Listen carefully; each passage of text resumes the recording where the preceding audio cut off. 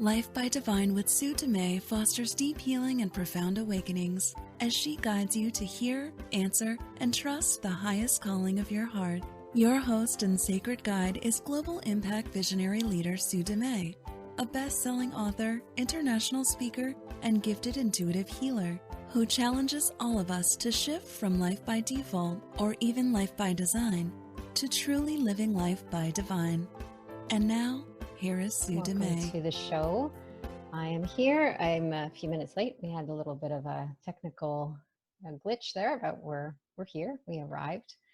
And I am excited to be here once again and honored to be sprinkling your life and sharing insights and guidance and love in whatever way is guided to each week. And this week's topic we're going to talk about is how to change your limiting default settings.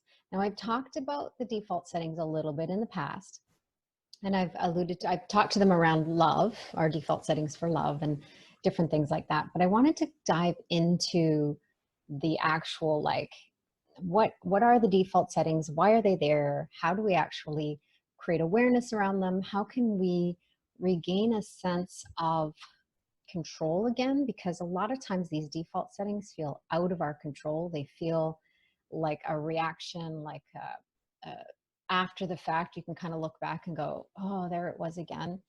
And in those moments, it's a very subconscious, deep programming. And in those moments, it's challenging to catch and to shift. So today I want to talk about some different ideas, some different tools, and some ways that you can increase your awareness around it, catch it in the moment instead of waiting until hindsight, and also in that moment make a conscious choice to respond instead of react, or to change that default setting. So it's going to take a little bit of work, a little bit of practice to change some of these things, but today I'm going to give you as much as I can in the time we have together and see what message comes in for you, and be open and curious about what lands for you. It's always about tuning in and taking what resonates, what lands, and bringing that into your heart and then bringing that into your life to integrate. Not everything I say is going to resonate with you, and it doesn't need to. You need to take what lands, what creates a little ping or a knowing or a resonance deep within you, and take that into your life. Now, having said that, I also want you to be aware of what causes resistance. So if there's something I say each week, or there's some kind of theme, or there's something that irks you or triggers you, I want you to be aware of that as well, because all of the resistance that you feel is a finger pointing in to what's left over for you. So something can not resonate for you and you'll feel neutral. And then there may be something that may not resonate for you, but you feel triggered. There's a reason for that. That trigger is something to look at. So I'm going to invite you to pay attention to when you feel resistance. When you feel irritated by something I say, triggered by something I say, distracted all of a sudden, wanting to go off and do something else instead of really focusing and being here now, whatever it is, however the resistance shows up, I want you to pay attention. Resistance is your friend. It's a finger pointing to what leftovers you have. It's also a finger that can point to your default settings. So let me back up. What is a default setting? Basically, we all have these internal set points. And these internal set points are programming based on our experiences growing up.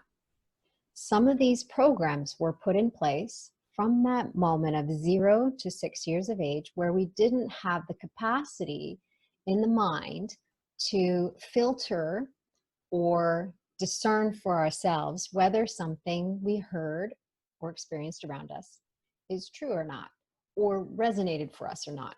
In that time from 0 to 6, your mind is at a stage, your brain was at a developmental stage where everything just got downloaded and there was no filter and no discernment. As we got older, we actually were able to start to say, okay, well, I agree with that, or I disagree with that, or that works for me, but that doesn't work for me. Prior to that, it was just this downloads. So a lot of information that we gained from 0 to 6 years of age is still influencing us on a subconscious level. Sometimes we're aware of it, sometimes we're not. Much of it we're not aware of. So 5% of the thoughts that you actually hear in your mind right now that's the self-talk, that's what you hear, the chatter. That's only 5% of what's going on in your brain, 5% of what's going on in the mind. And when we recognize that 95%, this is like kind of general speaking for most people, 95% is what's playing in the background, we don't actually hear in our head. It's just happening. And it's that programming that really can keep us stuck. So what happens is you have your thoughts and your chatter and the self-talk in your conscious mind. It's what you can hear, stuff that's going on. And then you have your beliefs stored in your subconscious mind. If you have a thought that's in alignment with the belief in the subconscious mind, there's no problem. But if you have a thought or a desire at the conscious mind level that is not in alignment with what you believe is possible for you, there'll be a glitch. There'll be an override that happens. The subconscious mind and the belief that's held there will override your desire and your thought.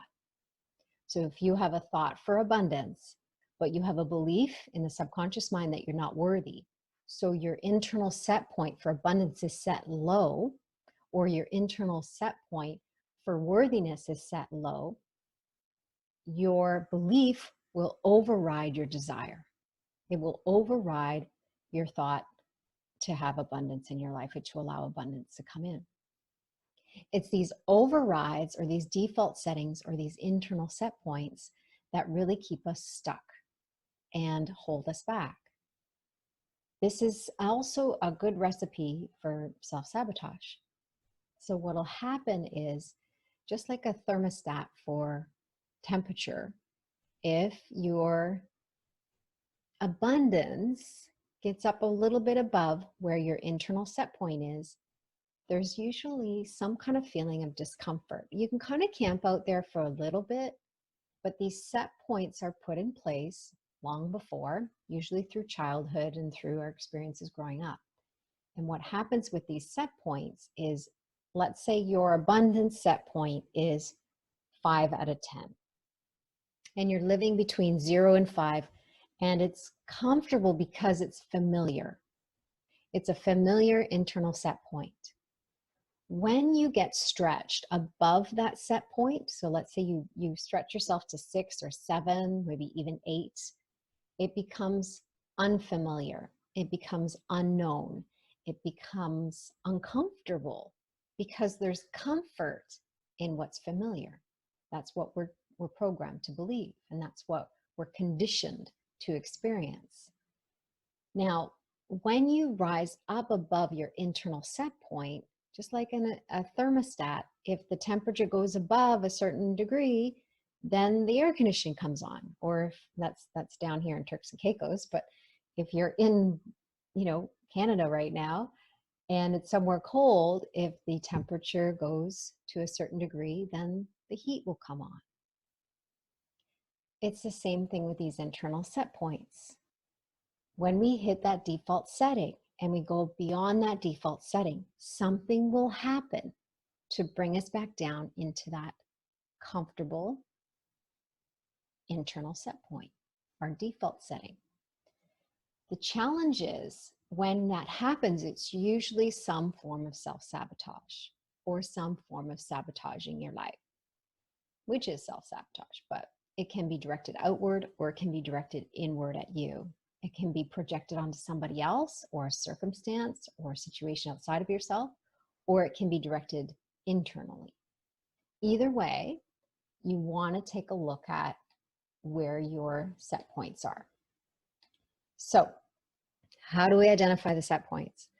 We can look at resistance, we can look at triggers, we can look at those things that we react to, and those are usually indications that there's something to look at in the way of a set point. For me, growing up, a lot of times my internal set points were set quite low. So really low for worthiness is probably 0 to 1 for a long, long time. And happiness was maybe 3. And I still find that to be really happy for a long period of time, like I have people in my life that are very joyful and full of joy, and I don't know how they sustain joy so long for so many days in a row. For me, it's like I have these pockets of joy, have these like openings of joy, have these days of joy. And then I kind of go back into this comfort zone around joy and happiness. And I'm stretching myself, I'm raising the roof, I'm raising that internal set point over the years. But it's a little bit of, it takes some time, and it's not my natural set point. Now, when we talk about peace, my natural set point for peace is quite high. And I can even make peace with pain. When I was younger and I had a lot of physical pain or emotional pain, I would make peace with it. I would accept it and make peace with it. Now, a lot of times that was kind of creating a lot of suffering, but peace was more of an easy set point for me to play with and to rise up. So I can pretty much be in a place of peace in most circumstances and witness what's going on and be part of it and play my part in it and still maintain my peace, even if there's an experience of upset or a trigger. I can still have an underlying level of peace. That's a really strong internal set point for me, is in peace. I didn't have that all the time. It was easier for me growing up, and now it's kind of my default setting. And somebody recently just said to me too, you're really always so calm. You're very calming. I have a very calming and grounding effect on a lot of people when I'm around them. But I can take situations and process them and integrate them and play my part. And for the most part, remain calm and peaceful. Now, I can have a voice. I can speak my truth. It doesn't always sound kind. It's sometimes very straightforward or very direct. But at the same time, energetically, I am in a place of deep peace and deep trust. So those are set points that I've been working with that are easy for me to work with. Happiness and joy have been challenging for me to work with. So they require more effort, and they require more awareness, and they require more continued work and practice. So I want you to identify one thing that maybe isn't like your strong sticky point, like happiness and joy was for me. Find an internal set point that maybe doesn't feel so sticky for you, that we can kind of explore as we go through the radio show episode today. When we look at internal set points, whether it's abundance, happiness, love, joy, trust, everything has an internal set point. Some things we're just naturally, our set point is naturally at 10 out of 10. And other things we're programmed to be really low based on our experiences as a child, based on our past, based on trauma, based on what we've witnessed around us growing up, based on our cultures, based on the hereditary components. So there's a generational imprint a lot of times, past life imprint as well, if you want to kind of go into that realm. So there's a lot influencing our internal set points. I want you to reflect on your life and just identify what's one area of your life you'd like to increase your capacity or increase your set point around. So maybe you want to increase your capacity for love, to receive love. Maybe you want to increase your capacity to receive abundance, to be open to abundance, or joy, happiness, whatever it is for you. Explore that with me today. As we are going through, I want you to begin by identifying in your heart, where do you believe in your heart? Where do you feel your internal set point is around that? So I mentioned earlier that happiness for me was quite low growing up, but it's gotten a little bit higher. I would say growing up, it was probably maybe 4 or 5. Maybe I'm being generous. It was probably 3 to 4. And now I would say I'm more like 7 or 8.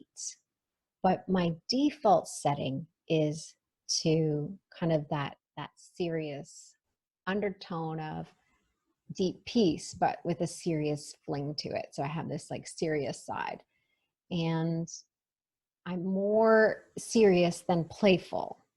If I was going to choose one, I'd be more serious than playful. Now, if I wanted to choose one consciously, not my default setting, then I would choose playfulness. There's a real yearning for playfulness for me. There always has been. And I find little pockets and I find ways to be playful. However, it's not my default setting. So as you reflect on what I'm saying, you're reflecting on your life, just identify one or two things that you know you have default settings around that are lower than what you would like them to be. And instead of judging, we're just gathering information to start here. And then we're gathering enough information that we can start to use these pieces to help shift your internal default settings. So identify one or two, and then on a scale from 0 to 10, 0 being like none, zippo, doesn't exist at all in your life, and 10 being the highest you can possibly be in alignment with that, where do you land on that scale for those particular areas or things that you're focusing on? What is your default setting? So for abundance, what is your default setting? For love, what is your default setting? What is it set at? What is your internal set point? Keeping in mind these internal set points and default settings have been programmed into our minds. So we're not only getting the programming that we had from our childhood, from our past experiences, but also we have that social programming as well. And a lot of times, even with the social programming, for example, with abundance, we can, yearn for abundance, we can open our hearts to abundance, but even moving toward abundance, we also will be influenced by maybe some collective guilt, feeling guilty for having more than another person, or having money when someone else doesn't have money, or yearning for something, or having a desire for something and feeling guilty because we judge it as being selfish or asking too much or having too much. Living an abundant life means that someone else needs to live in poverty. And those things aren't true, but they're all programming. Now, if we are guided, if we remain guided, if we are heart-led when it comes to these things, we have to recognize that when we follow our heart, it's the guidance that's coming through is serving everyone, everywhere, all together, all at once. So when we allow ourselves to be led by the heart, we can embrace abundance without guilt. And the same way another person can embrace abundance without guilt. Where we get stuck is when we are filtering everything through our mind. And when we go through the limitations of the mind, then that's where the ego has the ability to implant guilt and shame and what we should or shouldn't do, what we should or shouldn't have, and really use projection a lot in the way of what other people have or what we don't have, or feeling grateful for what we have. We shouldn't ask for more. There's a lot around this. There's a lot that the ego can come in and do in the way of convincing you that you shouldn't change your default settings. Low default settings, low internal set points, are points of weakness for the ego mind. The ego is our master teacher of fear. The ego's role is to keep us safe and protected and keep us from taking risks, and wants us to stay small and play small. So the ego loves to sabotage. It loves to use whatever it can to keep us running on a hamster wheel of self-sabotage and fear.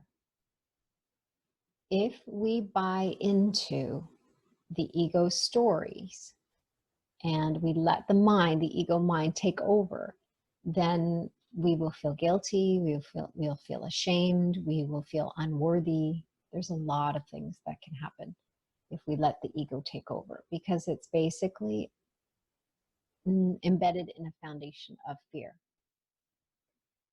When we lead with our heart, we can bypass a lot of the mind's filters and programming. The challenge is a lot of people take what they hear in their heart, bring it into the mind, and then take action. So there is a process where you can actually bypass the mind and take inspired action, even when it doesn't make sense, or even when you're resisting it, or even if you're afraid, or even if you feel unworthy. We take action anyways. And it's this kind of zone of discomfort, that gap between what your heart knows and what your mind thinks.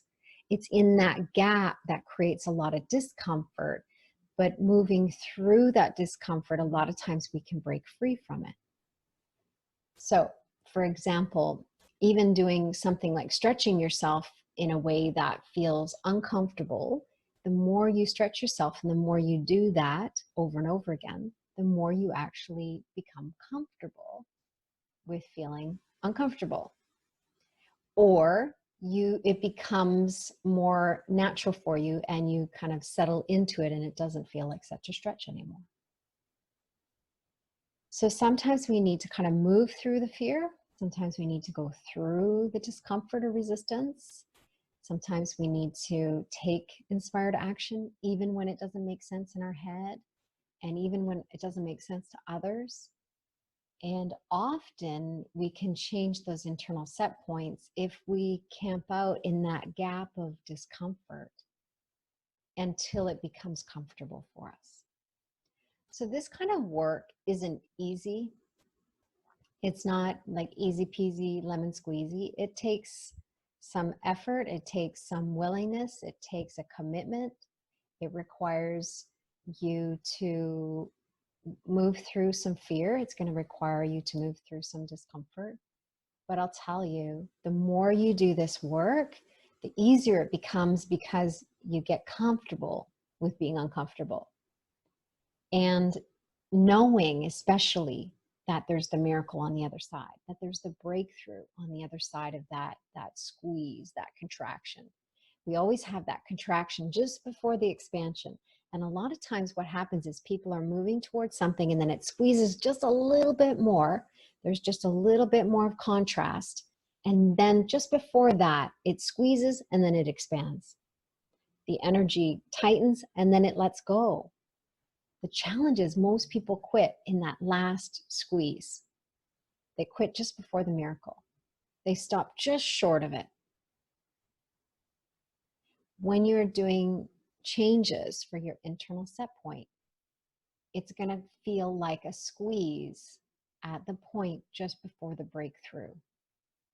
So you might experience a breakdown just before your breakthrough. That's common.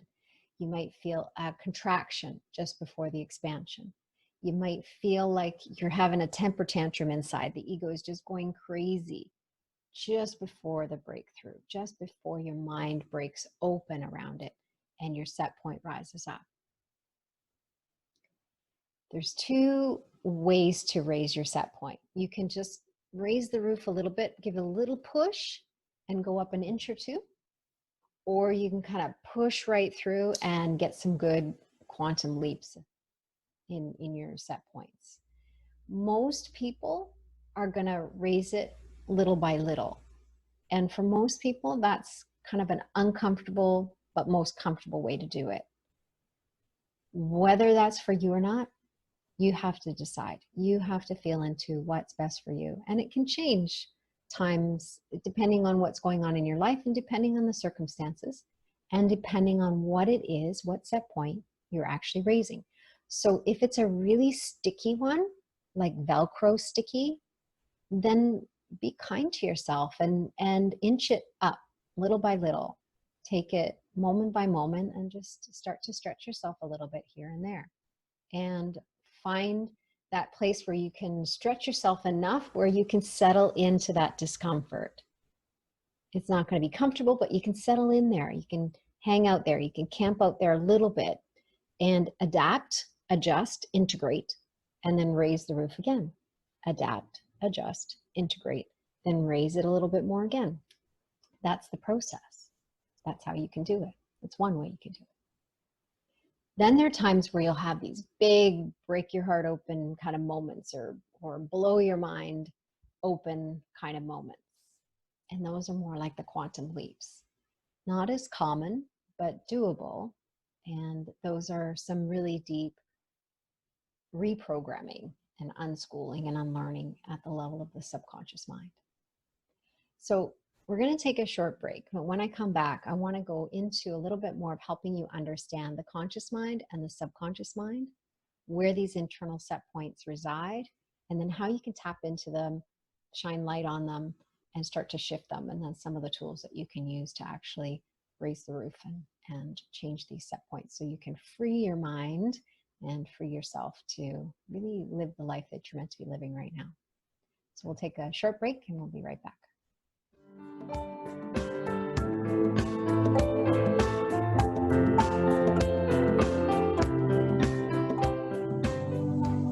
The Heart-Led Living Intuition Academy with Sue Dumais is a unique unschooling experience designed to unwind, clear, and align your intuitive channel.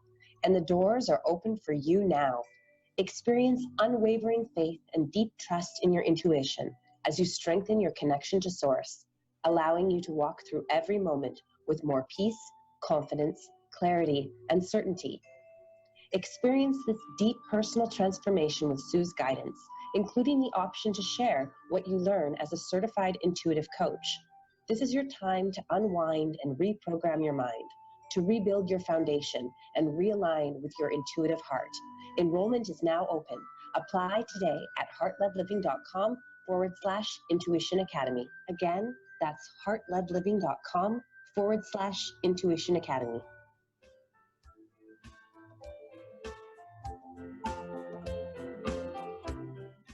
Welcome back. You're listening to Life by Divine, and I am your host, Sue Dumais. Today I've been talking about how to change our default settings and internal set points in the mind. And I talked a little bit about before the break about the idea of the subconscious mind and the conscious mind, but I also want to take a look at where are these default settings also programmed?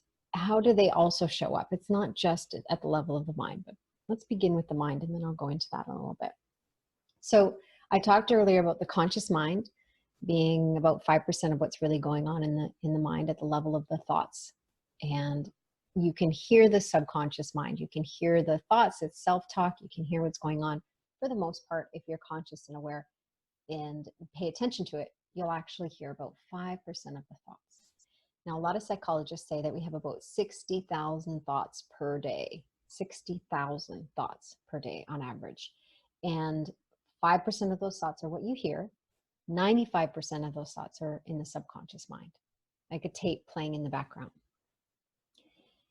85% of our thoughts are the same thoughts we had the day yesterday and the day before and the day before and the day before. So a lot of those thoughts are repeating thoughts playing in the background, either in the self-talk or in the subconscious mind, in the conscious with the subconscious mind. Recognizing that there's a lot of repeating thoughts, the more you become aware, the more you practice present moment awareness, the more you raise your level of consciousness as to what's going on in the mind, you can actually bring more of those thoughts that are hidden into the light of awareness and change them. You can also, as you change more and more of the subconscious programming, you can actually create more on a conscious level, more on an intentional level, the life that you wish to have. So instead of getting controlled by your default settings, you're actually more consciously creating. So the question is, in every moment, one, who are you sitting down with? When you have an awareness that you have a default setting, you can sit down with ego and try and figure it out. And ego will be like a really good cheerleader. It can disguise itself as love and encouragement and like, let's do this, let's figure this out. But it's certainly gonna keep you stuck in fear in some way because it's fear disguised as love. That's the ego. The ego only knows fear. Or you can sit down with spirit, with your inner spirit, with your heart, with God, the universe, consciousness, whatever it is you want to call it. I call it spirit. And spirit is a bridge to our source. So spirit can meet us in our humanness. Our inner spirit can meet us in our humanness and remind us of our divinity and guide us from a human perspective in how to unwind the mind in order to align with the truth, with a capital T, the truth of who we are. And when we follow the heart, when we choose spirit as our teacher, spirit can actually guide us as a human being in our human experience into a remembrance of the truth of who we are. And in that remembrance, we can clear a lot of those default settings. Some of those default settings will clear in a snap, like snap of the finger, and other ones will take a little bit more time. Like I said, those more sticky ones or those Velcro feeling ones, they'll take a little bit longer to change. But all of them can be changed. We have the capacity to change our minds. And the challenge is to identify where it's rooted. Where's the reaction rooted? Where's the internal default setting triggered from? So yes, it's in the subconscious mind. Yes, it's programmed there. But where is the experience of it coming from? If we can identify where the trigger or the resistance is being held or triggered from, then you can actually trace it back to the thought, or often clear the programming in the mind without even getting into the mind specifically. So this is where I talk about going through the body to heal the mind, or through the emotional body to heal the mind, or through the energy body or the spiritual body. So when I work with people, I look at all 5 bodies. The physical body, that's the easy one to identify. The mental body, that's your thoughts, your beliefs, your desires, your conscious, your subconscious mind, everything that's going on in your head and at the level of the brain. There's a lot going on that. Then there's the emotional body, all of your emotions. Some of our emotions are default emotions. Some of our emotions are programmed. We've witnessed how to react to something that happens, and we have these default settings. And in our emotional body, there's also kind of the physical that connects to the emotional. So let's say there's a stressful situation. We have that physical response in the body, and our emotion goes right to stress and anxiety. That's our flight or fight response. Natural, if we're being chased by a saber-toothed tiger.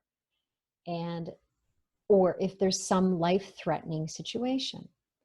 The challenge is sometimes our default setting or our internal set point for stress and anxiety is so heightened that our body believes that our life is being threatened.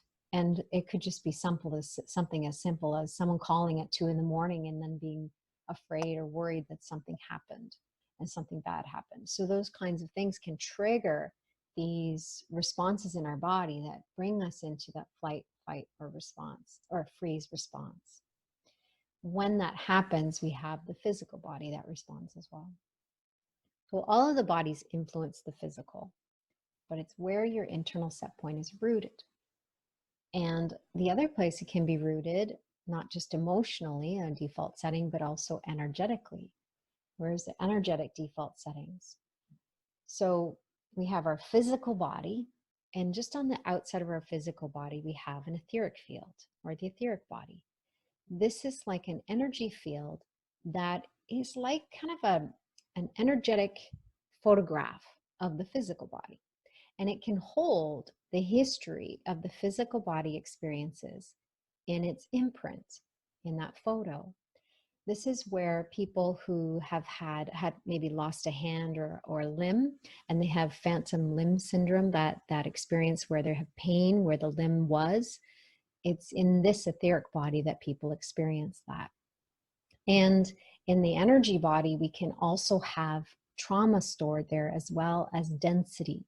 Any trauma, whether it's maybe from a surgery or a fall, or it could be even emotional trauma, the energy body can hold that trauma in a place where it actually feels like it's happening again based on something that triggers us. So an internal set point in the energy body can trigger us into that flight or fight or freeze response, or it can make us respond or react, with anger or frustration or even rage. Something can take you from feeling totally calm to an instant of rage. That's usually something that's in the internal set points somewhere within you. Then there's the spiritual body. That is often, past life stuff, spiritual contract pieces, generational pieces.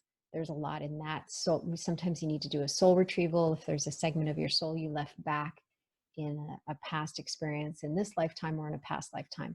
Those kinds of things can also make us feel stuck, and we can react based on that. And it's not at a level of the mind that we can understand. I'm doing a lot of soul retrieval work right now, clearing past contract stuff, generational clearings, because a lot of that is just coming up to the surface. It's time for all of that to be revealed and healed. So a lot of people are coming to me because they can't see it themselves. They can't find it themselves. Totally common. Don't beat yourself up about it. We're seeing that a lot. And even for me, if there's something that I'm not quite getting myself, I need to work with a healer. I need to work with a coach, and so that they can help me see it as well. Because sometimes we just can't see it when it's in our own lives, and when it's in our own experience. Now, when we can clear those past life stuff, when we can clear the spiritual body, then it's easier to be in our humanness. It's easier to have these interactions and not have these uncontrolled internal set point triggers. Okay, now I can do a whole show on each individual body just around this. So I'm going to go back to the physical body because I want you to feel it and understand it on the physical level, the emotional level, and the mental level. So I'm going to simplify it because we don't have a lot of time left in the radio show.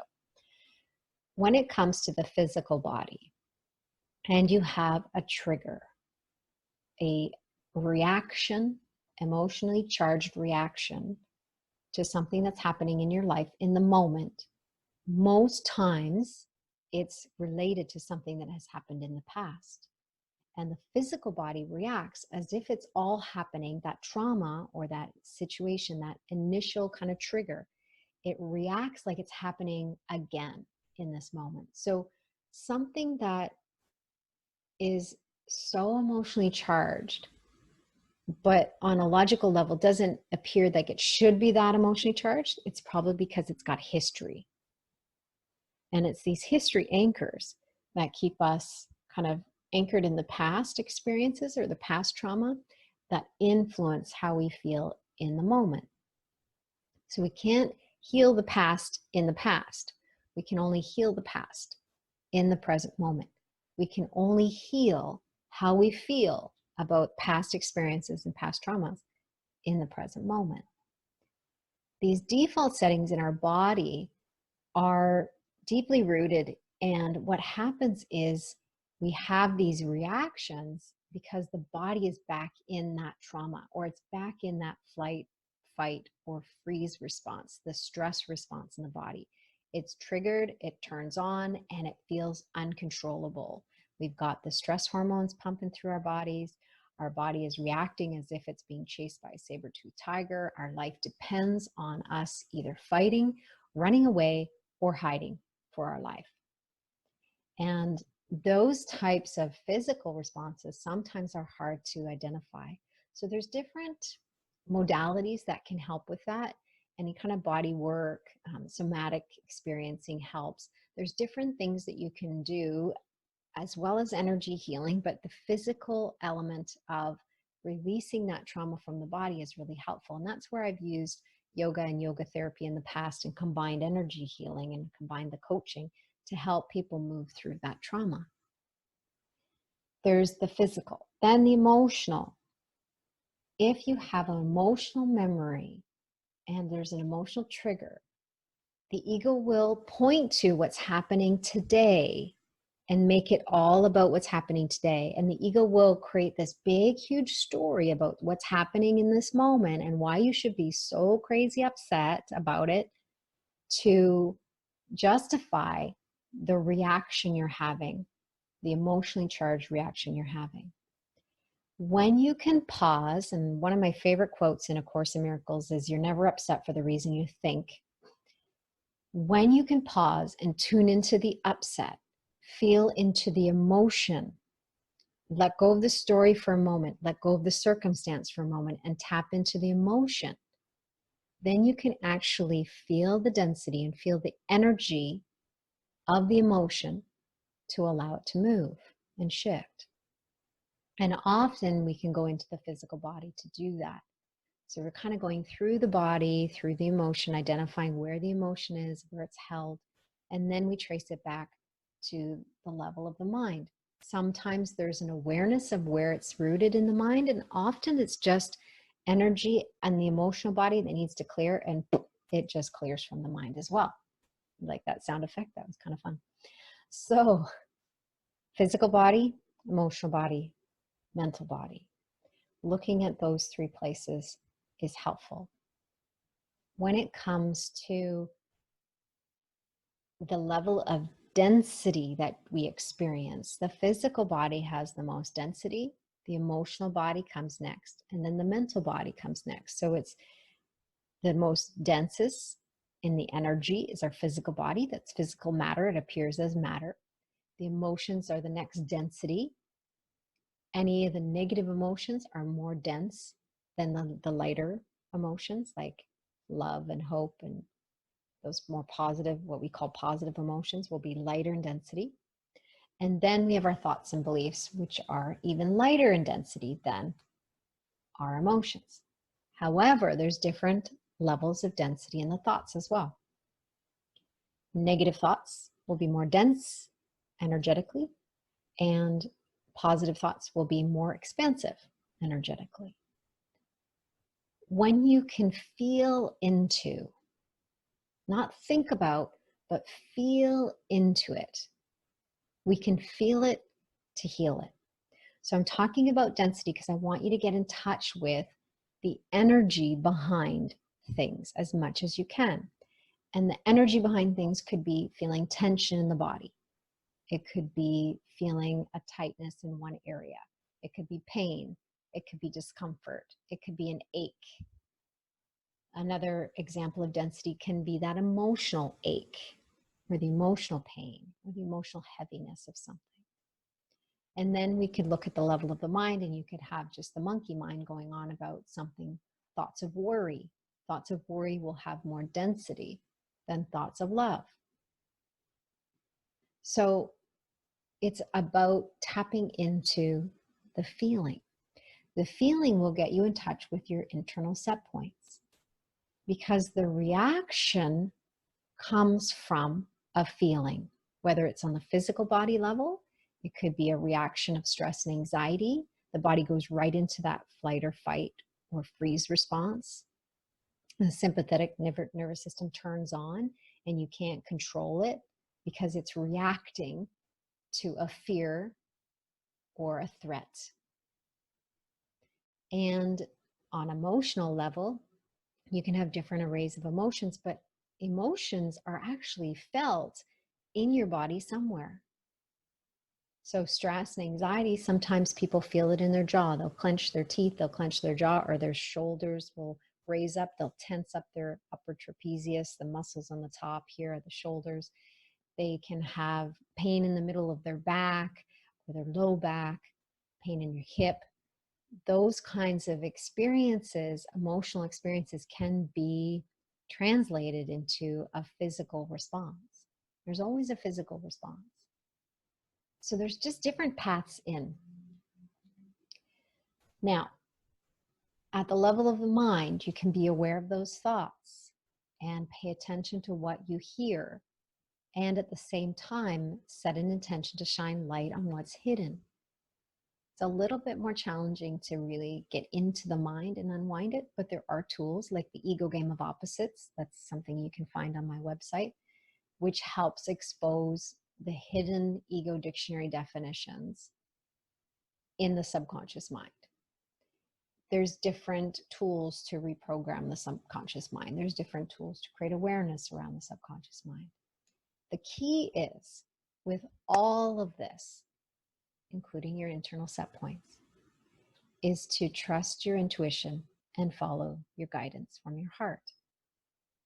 Because when you follow your heart, even when it doesn't make sense in your head, when you follow your heart, you're actually bypassing the mind, bypassing the filters, bypassing the limitations and the programming, and trusting more of the divine to lead you. That's life by divine. We're trusting that divine nature, our divine essence, to guide us and lead us. And we can actually bypass a lot of those internal set points and triggers. Now, we can bypass them enough to create awareness about them. At some point, we are going to need to change them.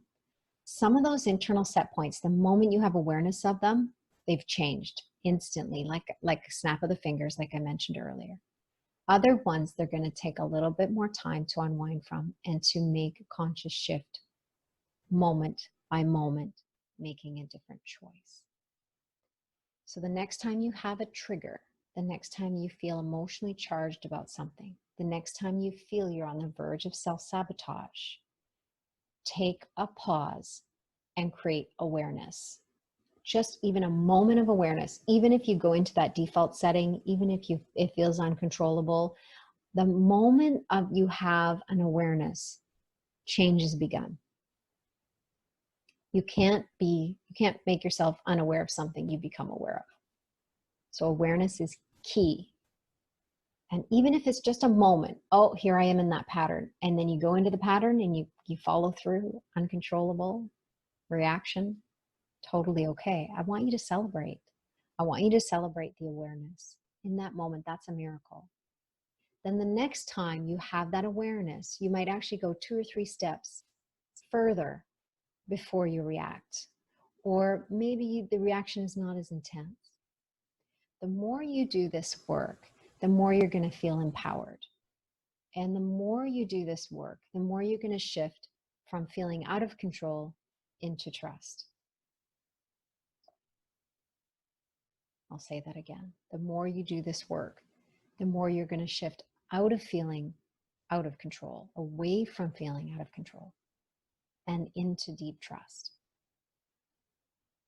When I look back at my journey, when my journey kind of began back in 1993, when I started to do my healing work and I started going counseling and really started to dive deep into self-awareness and personal growth and spiritual development, all that kind of stuff, I was so caught up in my head, so cut off from my body that I had no emotional intelligence. I had no physical body intelligence. I had no energetic intelligence.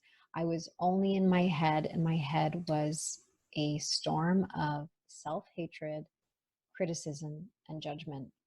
It was the meanest place to be in the world. If I was me, it was just mean. If I was talking about other people, I was very loving and compassionate, unless I was comparing myself to them, and then I would get judgmental and critical, but mostly toward myself and mostly out of concern for other people. So I really put a lot of other people before myself. If I can go from that level of self-hatred and disconnect to where I am now, at this level of awareness, then anybody can. And you may not have the level of awareness that I have in respect to my intuitive gifts and stuff like that. In a lot of ways, people say I'm freakishly aware. That's just my gift, and I've embraced it. But anybody can develop awareness. Anybody can start to change their mind. Every one of us has the capacity to change our experience of life. It's just a matter of whether you make a conscious choice and set an intention to do that. So we've got awareness. Then you want to set intention to heal, to change your internal set points, to make a difference, to raise the roof, to stretch yourself just a little bit beyond your comfort zone. And each time you do that, it becomes more comfortable. And then you want to have the question of where you're putting your attention. Because where you put your awareness, where you put your attention, your energy flows. And if you're focusing on the judgment, what's not going right, what's wrong, your reaction, beating yourself up, then you're going to continue to get wound up in that. If you can shift to awareness, intention, and attention, shining the spotlight on something, bringing it, giving it all your attention, and setting the intention to change it, you can actually shift how you're experiencing life. You can go from reacting to responding. You can go to living in fear to being animated by love and being guided by love. You can go from doubt into trust. You can go from fear into love. You can go from confusion into clarity. But it's moment by moment that it happens. And it's a process of healing. It's a process of unwinding your mind and feeling it to heal it, and then reminding yourself of the truth. And sometimes you need mighty companions, and sometimes you need those external reminders, whether it's a book or a radio show or something else. Be open to that. Your recipe to unwind and to change your internal set point on everything is already programmed into your heart. Your ability to change your life resides in the heart. It resides in that place of knowing and guidance and direction. And it's in following your heart that you can actually bypass those internal set points and programming at the level of the mind. If you need help, reach out and let me know. If I'm meant to help you, you'll know in your heart. If there's something that you keep being drawn to, whether it's the Intuition Academy or one of my books, or even just these radio shows each week, continue to follow that. Follow the guidance. It's important. And even if it doesn't make sense at the level of the heart, follow it anyways. Even if you're resistant and you're distracting and you're trying to avoid it, follow it anyways. When you actually follow the resistance, you'll actually unravel things really, really quickly. And that's a lot of what we do in the Intuition Academy and through the expansion level membership. We're able to unravel things really quickly. I can take people in 10 or 11 months through the Intuition Academy what it took 5 or 10 years for me to do personally. I can do that in 10 to 11 months because it's actually strategically designed and organized in a way to take you through a process of unwinding, unlearning, unschooling, undoing, and then building a new foundation. And it's a powerful process. If it's for you, you'll know. If it's not, you'll know, but you'll know on a deep level, not at the level of the mind. You'll know deep down in your heart. All right, so our time is coming to an end here. I have so much more to share on this topic. Like I said, I could go into each 5 bodies and do a whole episode or more on each of them. But today I just want you to start to reflect on, what are your internal set points? How do they show up? How do they not show up? Where can you start to create awareness, intention, and put your attention to making the shifts and changes you need to in order to open up your life, open up your mind, and expand your heart even more. I love you. I appreciate you. I honor you. I see you. Until next time, namaste. You've been listening to Life by Divine with your host, Sue Dumais. Shift your consciousness from head to heart and enliven your soul as you discover how to lead with your heart and live your own life by divine. Join Sue in the growing global heart-led living community at heartledliving.com. That is heart, LED, living.com.